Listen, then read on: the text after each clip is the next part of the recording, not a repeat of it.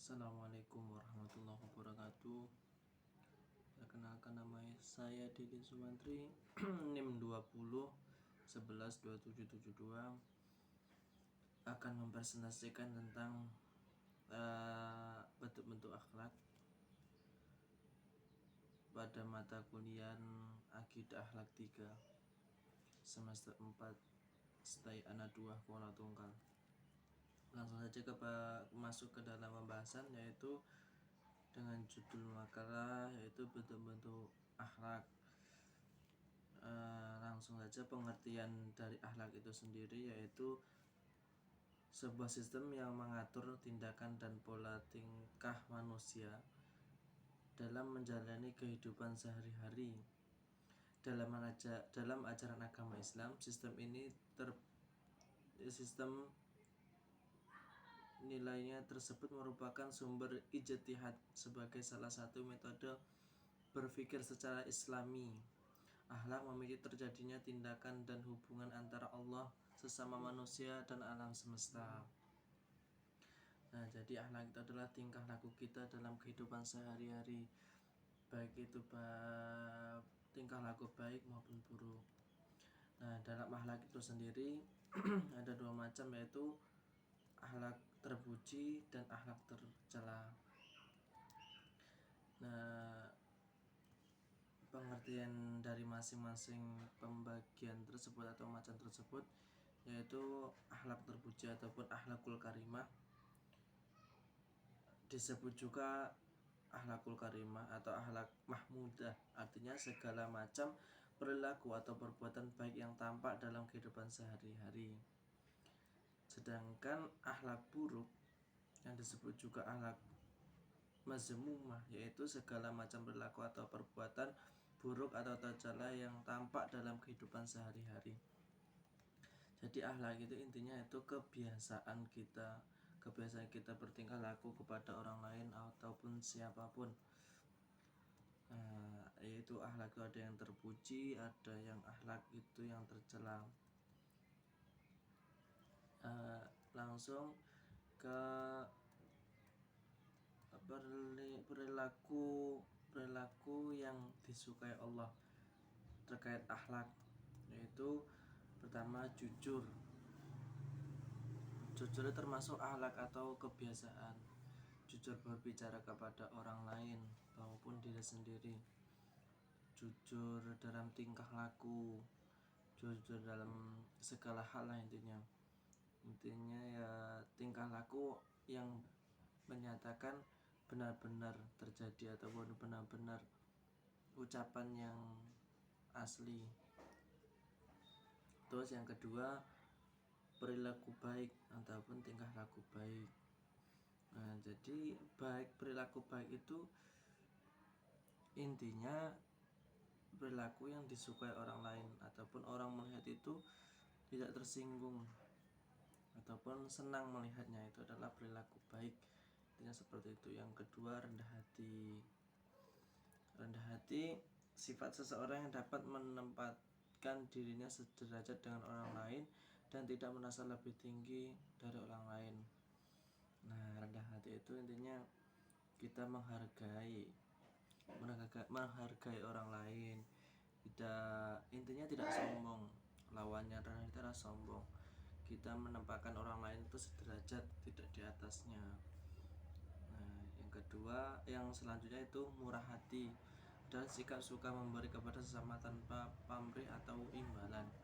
Murah hati itu yaitu ketika memberi itu ikhlas, tidak ingin dipuji dan sebagainya. Selanjutnya itu sabar. Ini yang terakhir. Intinya sifat-sifat yang disenangi Allah itu ada beberapa tadi. Ada sabar, ada rendah hati, ada jujur, berbalik baik, dan lain sebagainya. Seperti itu. Nah, masuk ke dalam perilaku yang tidak disukai ataupun perilaku yang buruk ataupun yang tercela. Nah, yang pertama yaitu riya. Riya itu adalah pamer. Artinya riya itu pamer. Jadi ketika kita melakukan sesuatu itu minta dipuji orang lain. Kita beramal atau berperilaku itu intinya biar diketahui orang lain, itu riya.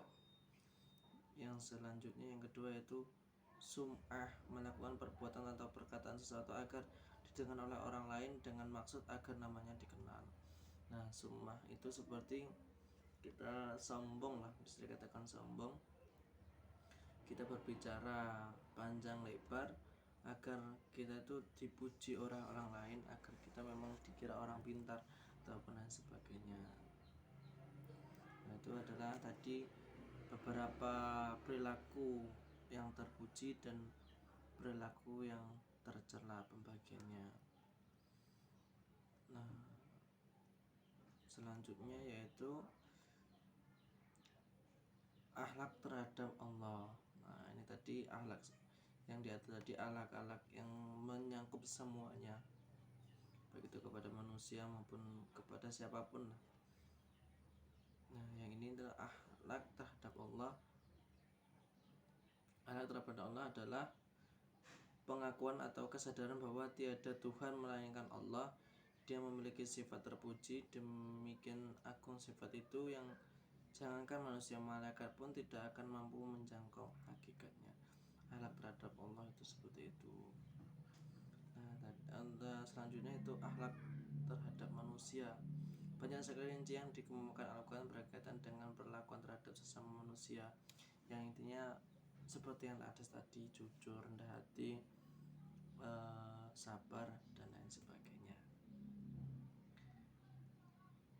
Nah, selanjutnya itu akhlak terhadap lingkungan. Nah, kita tuh bukan hanya mempunyai akhlak kepada makhluk sosial manusia atau siapapun, tapi kita harus mempunyai akhlak kepada lingkungan juga.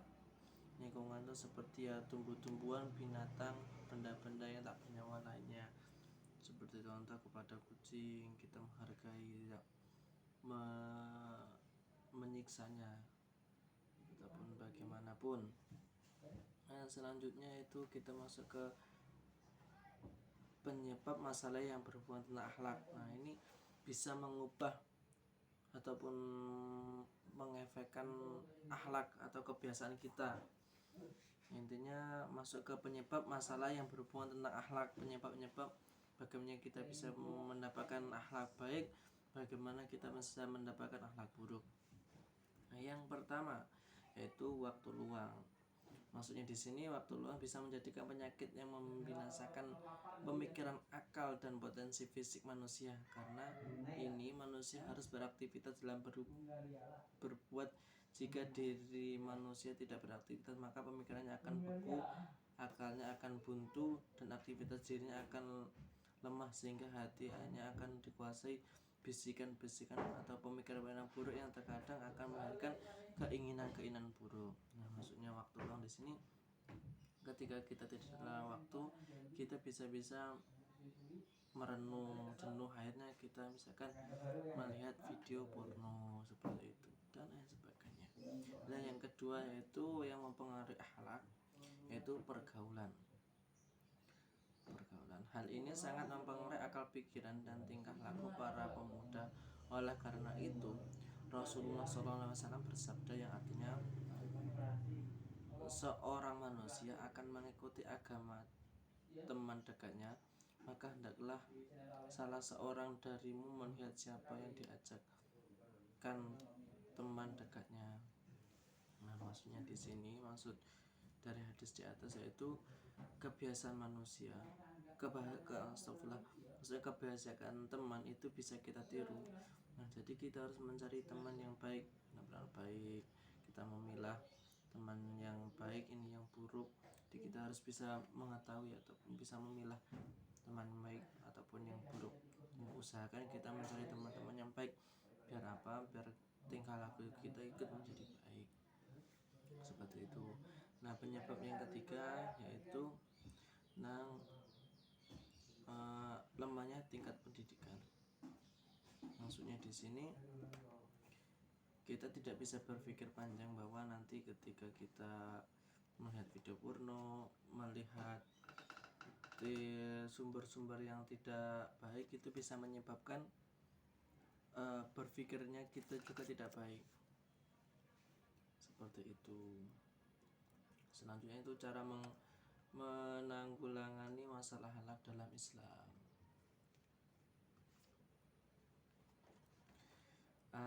Satu, mengokohkan keimanan dan beriman kepada Allah. Keimanan ini akan menghasilkan ketenangan jiwa dan bertakwanya kepadanya merupakan sendi untuk menjadikan hidup dalam rangka ibadah hanya kepada Allah. Jadi kita harus mengokohkan iman dengan cara misalkan kita sering-sering membaca Al-Quran, terus mengikuti pengajian, itu mengokohkan iman biar ada kegiatan kita seperti itu. Yang kedua, menaikkan ketakwaan dan berbanyak zikrullah.